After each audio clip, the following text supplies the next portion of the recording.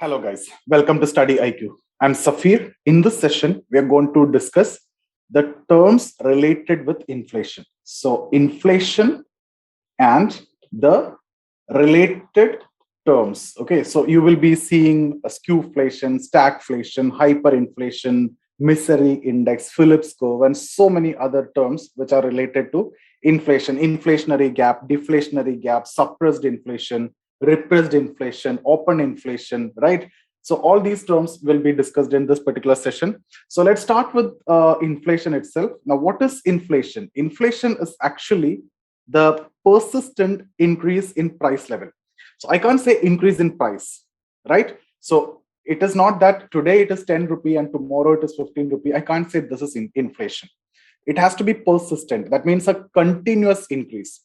And it is not for one item. So I cannot say for price. It is not a persistent increase in price. It should be average prices. That's what price level.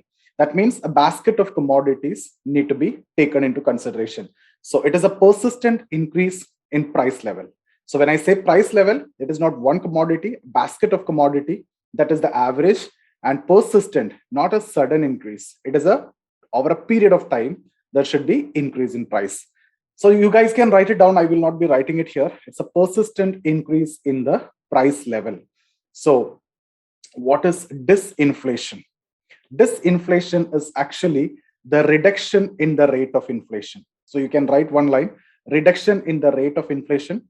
It is a situation in which price level reduces without any adverse impact on national income, output, employment, etc. So guys, disinflation is not deflation. Deflation is not desirable. There the output will reduce, the growth will reduce. Here, there is no adverse impact on output or national income. Here, the rate of inflation have reduced. Let's say last year it is 15%.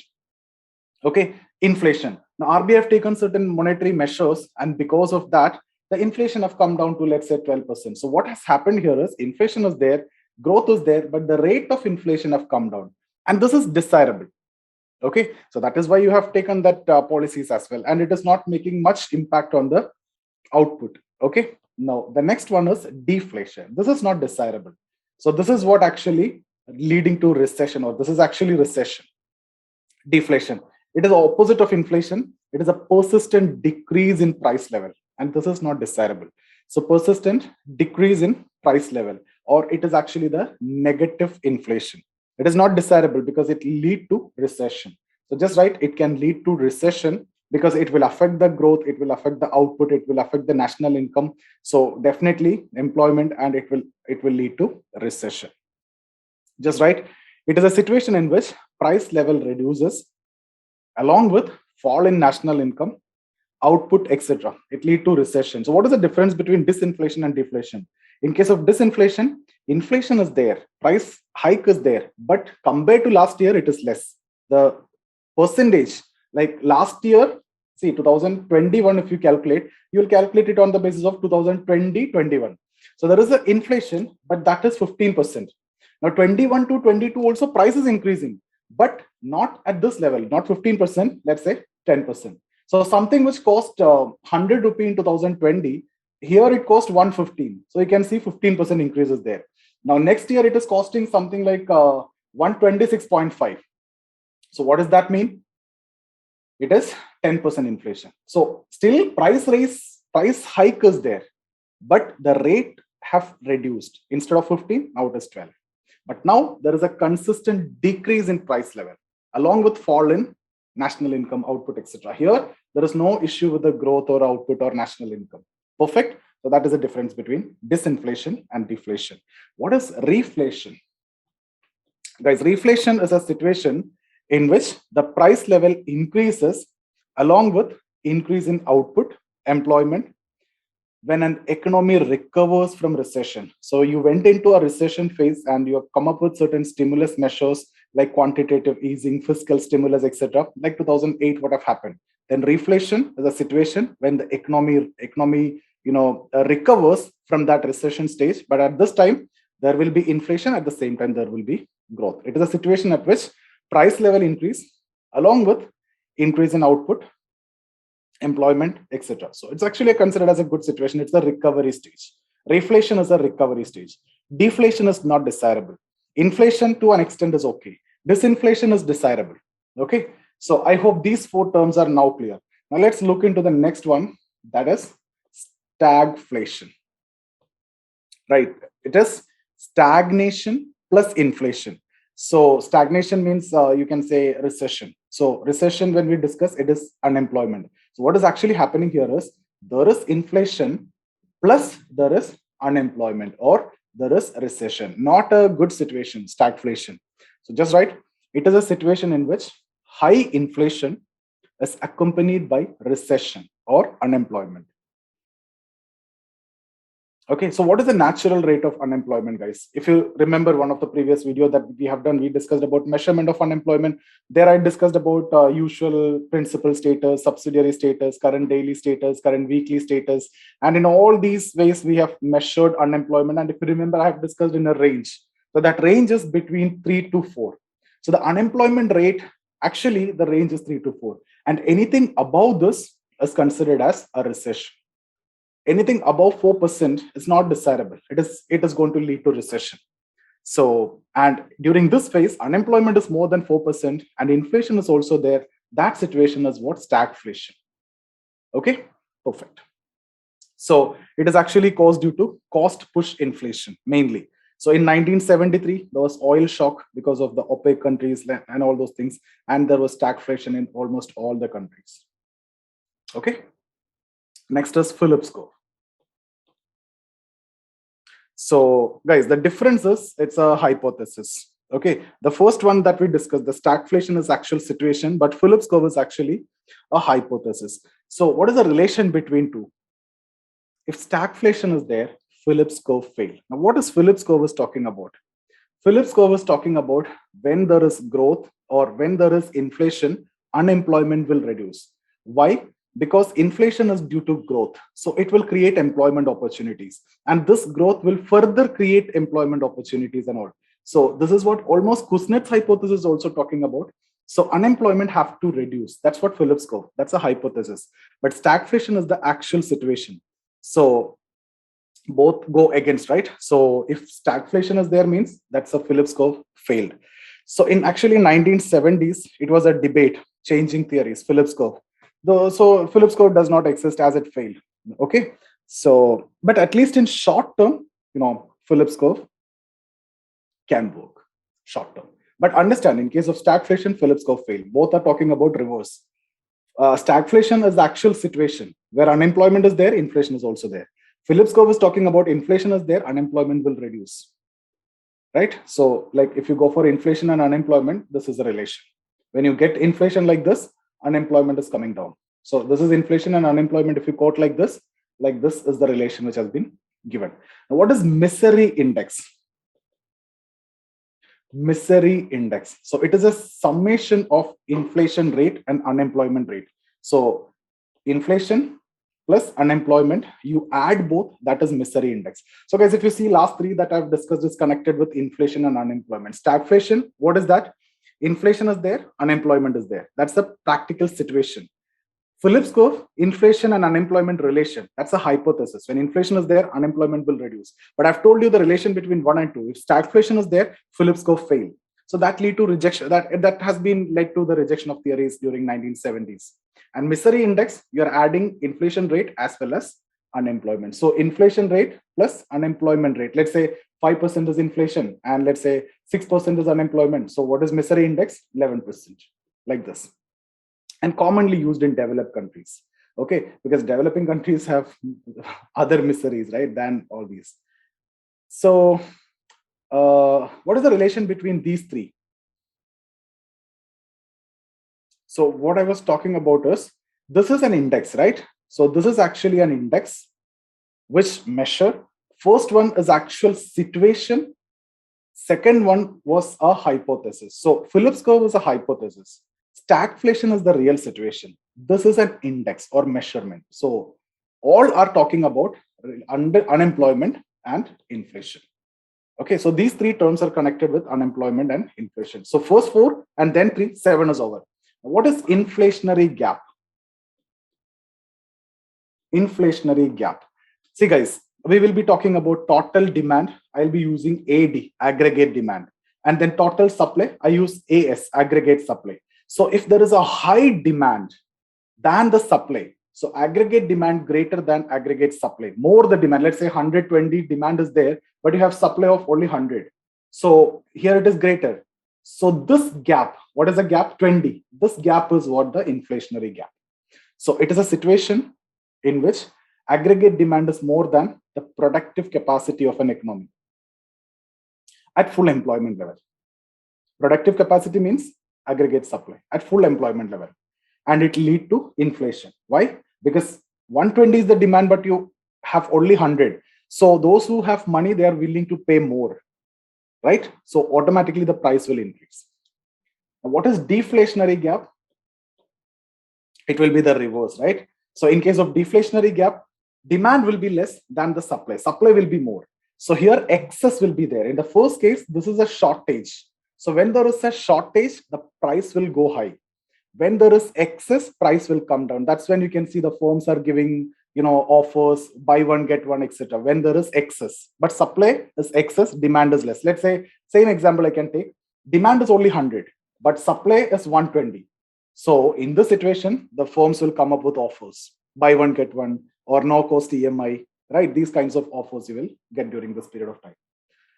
So I hope this is very clear, and it lead to deflation and recession. This is not desirable because we need demand. So this is, especially if you see now guys, this is a problem with mainly the problem with developed countries. This is what developing countries need to focus on. Developing countries, the issue is the productive capacity. So production is not at the higher level, right? Supply is very limited. Demand is there because of high population. I'm talking about inflationary gap in developing countries like India. But in case of developed countries, this is going to be the problem. And this is very important because it can lead to recession.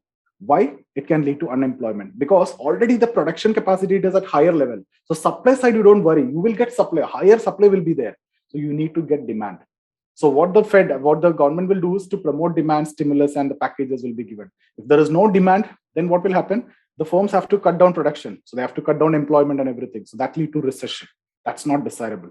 So developing countries, there is no problem with demand. Supply is the problem. So work on the supply. Developed countries, there is no problem with supply. Productive capacity is so high. Production is high. Problem is with the demand. So you'll go for fiscal stimulus. Imagine if developing countries are going for fiscal stimulus. Already there is high demand. More stimulus means more demand. That lead to further inflation. And that is why we can't do that. Okay. Next is suppressed or repressed inflation. Suppressed or repressed inflation, as its name indicates, you're fixing a ceiling price and beyond which it cannot go. So just right, it is a situation in which aggregate demand is more than aggregate supply. What does that mean? Shortage. Demand is more. Then what will happen? Price will go high. But if it is necessary items like onion and all, imagine what the government will do. It can go, but it cannot cross, let's say 100 rupees. It has to be fixed. So there is a potential that it can go higher, but this is a maximum. There is a ceiling. But government prevents price level from rising through direct price control measures like ceiling prices. Price ceiling, you will see here. Okay, next is open inflation. So just write one line, guys. It is a situation in which price level increase without any price suppressive measures by government. So normal, you just keep it open. Government is not going to suppress price level increase, or it is a persistent increase in the price level. So it is similar to the definition we have seen in case of inflation. It's a persistent increase in the price level, and government is not coming with any ceiling or anything. So open inflation, it is the same as that of the first inflation that we discussed. It's a persistent increase in the price level, continuous increase in the price level due to aggregate demand higher than aggregate supply. When aggregate demand is higher than aggregate supply, there is a shortage, and this shortage lead to increase in price because those who have money, they are willing to pay more when there is shortage, and that lead to black marketing and other things also. Okay, so inflation suppression, it can be direct also, and you can control it by indirect measures like affecting demand supply by reducing money supply, etc. So that measures we'll be discussing later, indirect. That is what the RBI will do. Okay, next is structural. Structural or bottleneck inflation. It is due to some structural deficiencies, and we have that issues, right? Structural deficiency, lack of capital, lack of investment, lack of skill, the productive capacity level, and all these things can lead to inflation. Just right. It is caused due to structural deficiencies of an economy, like scarcity of capital, infrastructural bottlenecks, market imperfections, etc. Okay, next is skewflation. It refers to a situation of very uneven increase in price level. See, inflation means what? Consistent or a persistent rise in price level. Skewflation, uneven rise in price level. So there it was persistent, here uneven rise in price level. Agriflation, that term itself will tell you, right? Increase in price of agricultural commodities or food inflation. So persistent increase in price level, that is inflation. Agriflation means agricultural commodities, simple. Okay, now next term is core inflation. Just write one point, guys, I'll explain this. It is based on prices of only those commodities whose prices are non-volatile. The term core inflation, the core prices, there are some prices which are very volatile, like agricultural commodities, like onion, the fuel, right? These commodities are very volatile. So these can, change the inflation figures drastically. So exclude these volatile products and then calculate the inflation. You'll get what exactly is going on with normal situation. So there are high volatility items, remove that, the food items, etc. And then you will get the core items. Okay, that is not much volatile. So just write one line. It does not take into account prices of food items, fuel, fertilizer. So this is actually used to know the trend. Okay, so you will be taking only non-volatile items. Volatile items like agriculture, commodities, food, fuel, food, etc. will be excluded. So that's a core you get for knowing the trend. Next is headline inflation. Headline inflation. It is based on prices of all types or groups of commodity. So this is what actually usually used. Now there are some other terms like creeping inflation, walking or throttling, running, etc. So just talk about that also. Creeping inflation. This is based on rate. Okay, based on rate. So creeping means low rate of inflation, like up to 3%. Guys, it will vary also. For us, low will be 4%, 4 to 6%. That is what the RBI benchmark. 4 to 6% is okay. Okay, but for Europe and all, even 1% is also 2% is also high. So they will keep like 1%, something like that. So it will vary for the country. But as of now, I'll be just writing it as up to 3%. So 3% is low for India, but it will be high for UK, US, etc. So, but that is why rather than saying percentage, better to say low. Creeping inflation means low inflation. Okay. So next is walking inflation. Walking or trotting. Guys, what do you mean by trotting? Trotting is like horse walk. Trotting inflation. So this is, I'll be using moderate rather than telling you certain percentage, moderate or moderately high. So it can be 3 to 7%, but always use the word better, moderate or moderately high. Third is galloping inflation. Galloping inflation. So if this is moderate or moderately high, this is going to be very high. Okay. So some books will tell you this is running inflation or galloping inflation. So it's high or very high. Now, the next is runaway inflation or hyperinflation, like the issue with Sri Lanka, Zimbabwe, etc. So hyperinflation. So this is extremely high. So here the monetary system collapse, extremely high. Like you want to buy a piece of bread, you have to go with a basket of money. So one suitcase money, you have to, even the suitcase cost you more than the money inside the suitcase. So that is a situation you will face when it comes to hyperinflation. So guys, that's about this session. I hope you enjoy the session. And if you like the video, please give me a thumbs up. And if you have any questions, you can comment below and consider subscribing the channel also, guys. See you soon in the next session. Thank you so much for watching.